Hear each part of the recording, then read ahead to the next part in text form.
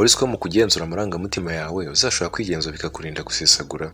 Ni ingenzi gusobanukirwa ko amarangamutima ari ibyumvo bisanzwe muri kamere muntu. Kubona turi kuganira ku iterambere n'ubukungu bwite rero ugomba kubanza kumenya neza icyo kuri wowe iterambere ry'ubukungu rigamije.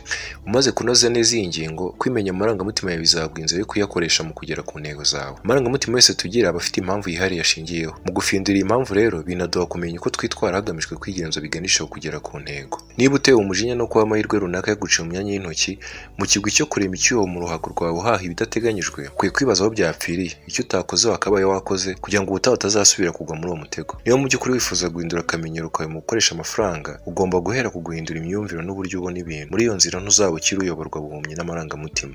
Ese indi ngingo yerekeye kugenzura amarangamutima yawe wibazaho cyangwa wifuza kumenya? Tubwire muri komenti. Aha uri ni ku ishuri. Aha uri ni ku ishuri. Aha uri ni ku ishuri.